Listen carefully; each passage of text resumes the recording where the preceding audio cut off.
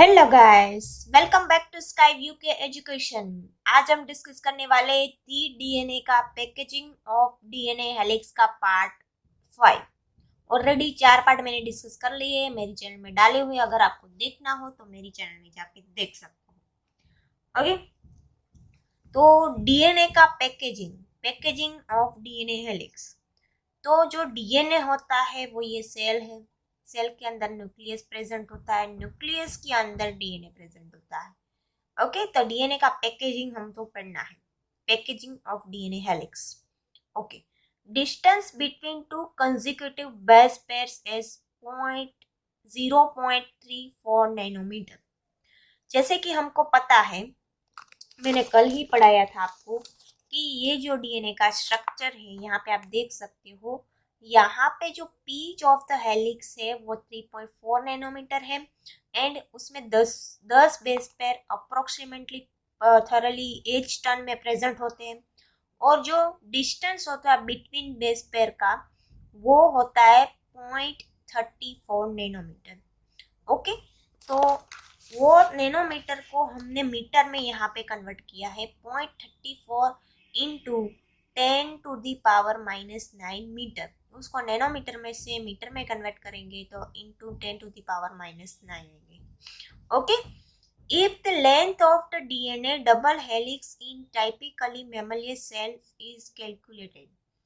अब अगर length of the DNA molecule double helix in typically mammalian cell का calculate करें तो कैसे होगा। तो यहाँ पे हम देखते हैं, उसमें लेने का है total number of base pair.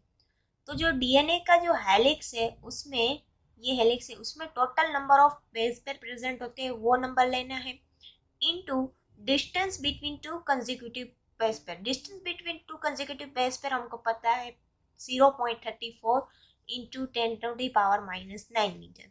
Okay, total number of base pair 6.6 into 10⁹ base pair multiplied by 0.34 into 10⁻⁹ base metre.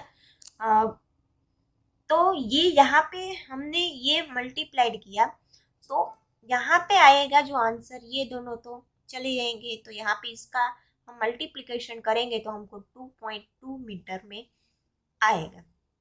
Okay, तो यहाँ पे जो आंसर आएगा वो आएगा 2.2 मीटर। तो ये जो लेंथ मिली है डीएनए हेलिक्स की, length is a far greater than the dimension of a typically nucleus. तो ये जो लेंथ है डीएनए की ये बहुत ही बड़ी है और हमारा जो न्यूक्लियस है ये तो छोटा है। ओके, तो न्यूक्लियस अप्रोक्सीमेटली 10⁻⁻6 मीटर है और यहाँ पे हमको मिला है आंसर, जो उसका लेंथ मिला है, लेंथ ऑफ द डीएनए का डबल हेलिक्स 2.2 मीटर और न्यूक्लियस है 10⁻⁻6। तो डीएनए की लेंथ है वो बड़ी है और न्यूक्लियस का जो स्ट्रक्चर है वो छोटा है। ओके, तो ये बात हुई। अब इन prokaryotes such a E coli, Escherichia coli full form, through they do not have a defined nucleus, the DNA is not scattered throughout the cell।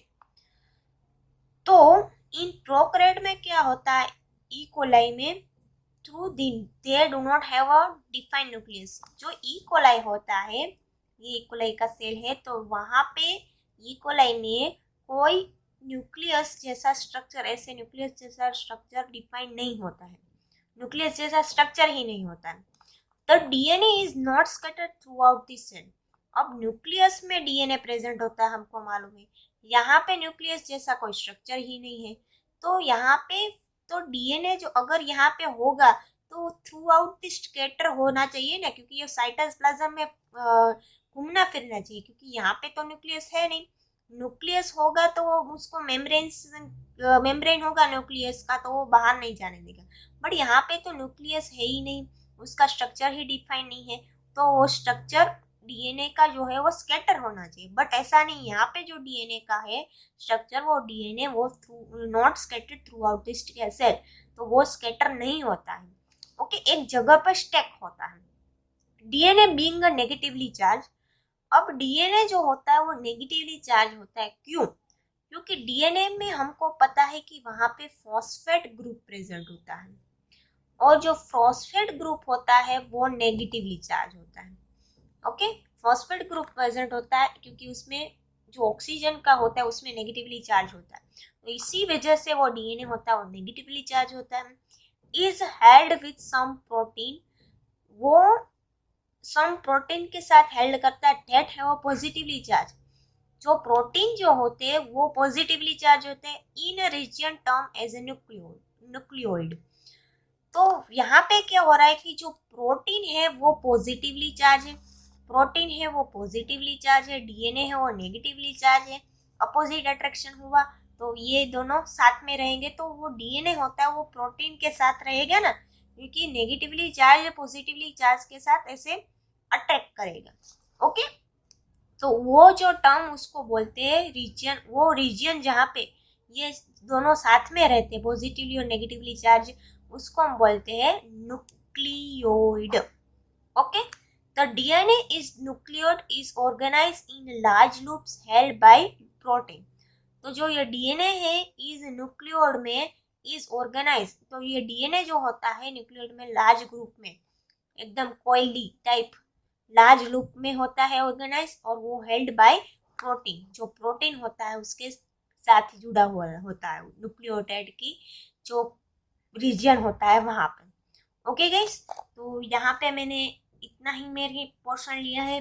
अब आगे हम थोड़ी सी यूकेरियोट की भी बात करेंगे और आगे का पोर्शन आगे के लेक्चर में पढ़ेंगे। ओके गाइस, एंड आपको ये वीडियो लेक्चर अच्छे लगे तो प्लीज इसका लाइक शेयर और सब्सक्राइब कीजिए एंड अपने फ्रेंड्स के साथ शेयर भी कीजिए। Okay guys, thank you for watching.